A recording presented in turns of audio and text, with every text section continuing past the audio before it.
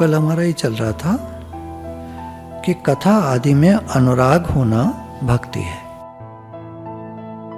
भगवान की दिव्य लीलाएं, महिमा, उनके गुण, नामों का कीर्तन, श्रवण में मन लगाना भक्ति है। संसार में बहुत से लोग हैं जिनको विषय चर्चा सुहाती है तो वो भगवान का गुणगान नहीं करते, तो वहाँ भक्ति नहीं है। जिनका मन भगवान में लगता है, उनकी लीलाओं में, उनकी महिमा में, सत्संग में, श्रवण कीर्तन सत्संग हो गया, तो वो भक्ति है। जिन मनुष्यों का मन भगवान के गुणानुवाद सुनने और कहने में लगा रहता है, वे अवश्य ही भक्त हैं। नारद जी ने महर्षि वेदव्यास जी से श्रीमद् भागवत में 1:5-22 में कहा कि विद्वानों ने यही निरूपित किया है कि भगवान का गुणानुवाद, कीर्तन, वेदाध्ययन, भली भांति किए हुए यज्ञ, मंत्र, ज्ञान और दान, ये सब जो तप हैं एक प्रकार के, ये सब भक्ति है और इन सब का फल अविनाशी है। श्री रामचरित में भी तुलसीदास जी ने कहा कि हरि कथा में यथार्थ अनुराग होना भक्ति है और इस भक्ति से भगवान की प्राप्ति निश्चय ही हो जाती है। अब 18वें श्लोक में शांडिल्य ऋषि के मत में आत्मरति के अवरोधी विषय में अनुराग होना ही भक्ति है। अविच्छिन्न रूप से शुद्ध आत्म स्वरूप में रत रहना ही आत्मरति है। इस आत्मरति में नित्य स्थिति रहने को ही अव्यक्तोपासक महानुभाव भक्ति कहते हैं। हर समय अपनी आत्मा में स्थित रहना, हर समय स्वरूप के निश्चय में टिके रहना, शरीर से मेरा कोई संबंध नहीं, तात्पर्य नहीं, मतलब नहीं। शरीर तो आता है जाता है, अभी है अभी नहीं है, इसका शरीर का अंत आ जाए, वो बेपरवाह रहता है। आत्मरति या इतना आत्मा से प्रेम है कि हर समय स्वरूप में जागा रहता है, उसकी स्थिति वहीं रहती है। वो जानता है कि मैं ब्रह्म से एक हूँ। शरीर को कुछ भी हो जाए, भोजन मिले ना मिले, कोई वस्त्र डाल जाए तो ठीक, खाना मिल जाए तो ठीक, नहीं मिल जाए तो ठीक, कपड़ा मिल जाए तो ठीक, नहीं मिल जाए तो ठीक, जैसा हो इस शरीर के साथ, ये शरीर छूट जाए तो कोई चिंता नहीं। तो कह रहे आत्मरति होती है उसकी, इतना अपनी आत्मा से प्रेम होता है कि वो हर पल अपने स्वरूप में जागकर इतना निश्चय में स्थित है कि शरीर को कुछ भी हो जाए, कोई काट दे, मार दे, उसमें आग लगा दे, जूते बजाए, गालियां दे, यहाँ तो एक गाली दे तो दे कोई, तो आत्मा की बात करना और बात है, आत्मा में स्थिति और बात है। कह रहे जो आत्मा में स्थित होते हैं वे भक्त हैं। ये शांडिल्य ऋषि की परिभाषा है। और भक्तों की परिभाषा नारद जी ने कहा, तुलसीदास जी ने कहा कि भगवान की श्री हरि कथा में यथार्थ अनुराग होना भक्ति है। भगवान की कथा में सच्चा प्रेम होना भक्ति है। आत्म रूप से प्रत्येक प्राणी में श्री भगवान ही विराजमान है, अतः उन सर्वात्मा में रति होना वस्तुतः भगवान की भक्ति ही है। सब प्राणियों में भगवान है,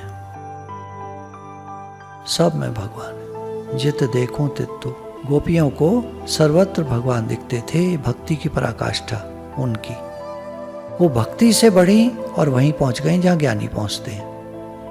तो प्रत्येक प्राणी में श्री भगवान विराजमान है, अतः उन सर्वात्मा जो परमात्मा है, सर्वात्मा सबके आत्मा है, में रति होना, प्रेम होना वस्तुतः भगवान की भक्ति है। तो जो भगवान सर्वत्र हैं, सब में विद्यमान है, उनसे प्रेम होना भक्ति है। वो सब में भगवान देखता है। तो कोई ऊंच नीच हो जाए, कोई कुछ कह दे, कोई बात हो जाए, उसको क्रोध नहीं होता। अंदर का जो क्रोध होता है ना, उसको क्रोध नहीं होता। बात तो कहेगा अपनी। अब मान लीजिए जिसको जो काम मिला है वो अपना काम ठीक से नहीं करेगा तो उसको कहेगा कि भाई आप अपना काम ठीक से करिए, ये अलग बात है। लेकिन अंदर में क्रोध होना वो नहीं है। भक्त के अंदर में क्रोध नहीं होता है। उसका डांटने का भी अलग ही होता है। वो डांट भी देगा, पता चल जाएगा कि क्रोध नहीं है, ऐसे ही डांटा जा रहा है, कहा जा रहा है। तो ऐसा जो भगवान से प्रेम है, सब में भगवान देख करके सबके प्रति प्रेम का भाव होना, भगवत भाव होना भक्ति है। और ऐसी भक्ति करने वाले को मुक्ति प्राप्त होने में कोई संदेह नहीं।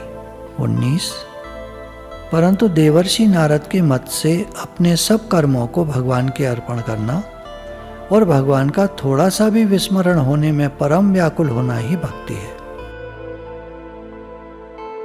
अब नारद जी महर्षि व्यास गर्ग और शांडिल्य कथित भक्ति के लक्षणों से जो बात अभी कही आत्मा के को लेकर के, तो यहाँ कोई विरोध नहीं है।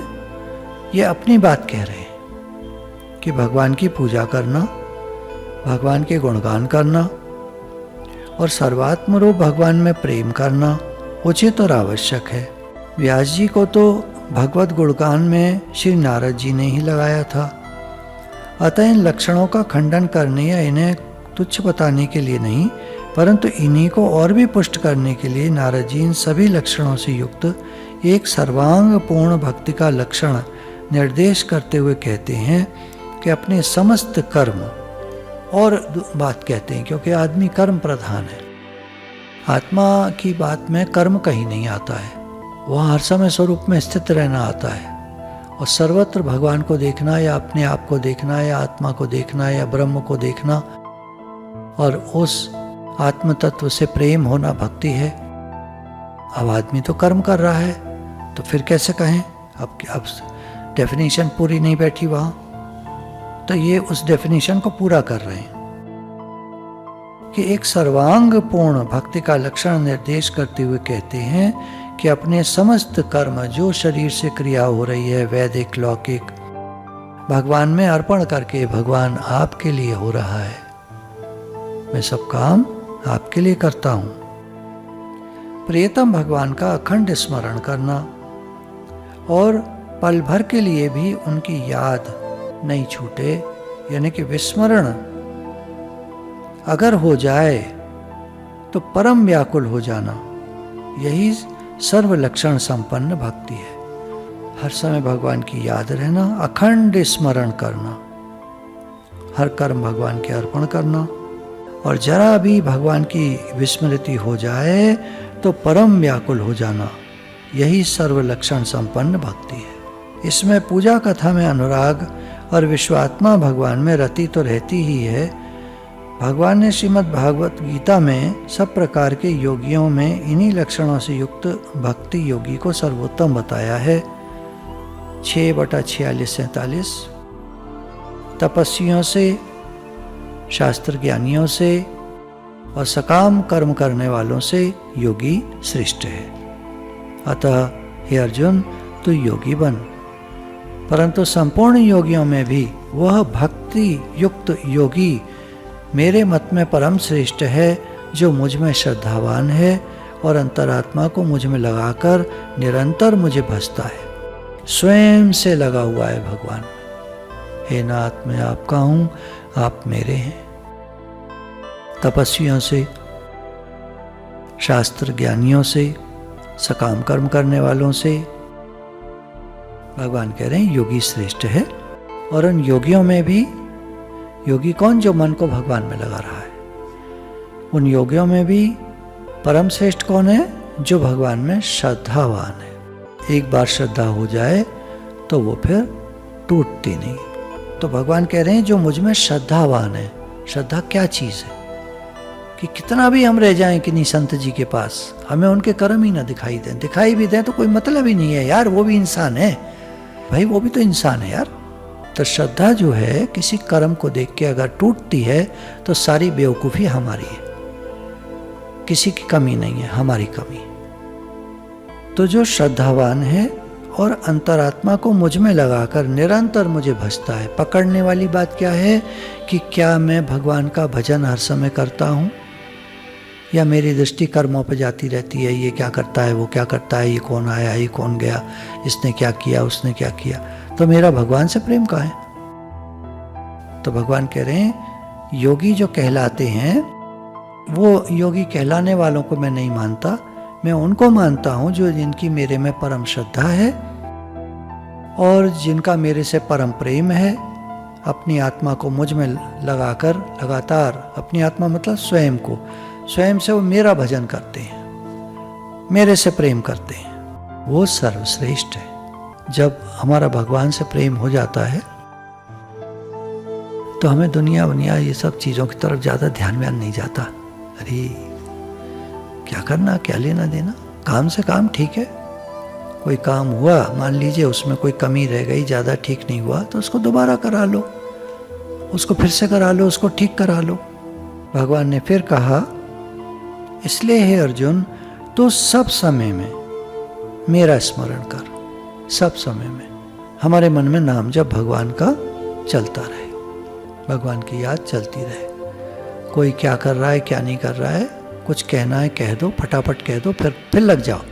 जरा जरा कोई बात आई, उसको जरा देर में ख़त्म करो, जरा देर में खींचो मत, मन में मत रखो, जरा देर में ख़त्म करो एकदम, फिर भजन में लगो। कोई बात आई, जरा सा करो, भजन में लगो, करो, भजन में लगो। मुख्य है भजन। प्रैक्टिकली अगर बात करें, भगवान ने जो कहा है वो तो सब समय में कहा है, बिना रुके, बिना विराम के, बिना पॉज के, एक सेकंड में नहीं भगवान ने छोड़ा है। 24 घंटा में 24 घंटा, 24x60 मिनट्स, एक मिनट भी नहीं छोड़ा। 24x60 हर सेकंड, एक सेकंड भी नहीं छोड़ा। मेरा स्मरण कर और स्मरण करता हुआ ही मेरे लिए ही कर्म कर। हर कर्म भगवान के लिए कर रहे हैं हम लोग, करते हैं हर कर्म भगवान के लिए। कितना याद रहता है, देखिए अपनी तरफ, हमको कहाँ याद रहता है कि हर कर्म को भगवान के अर्पण करके करना है।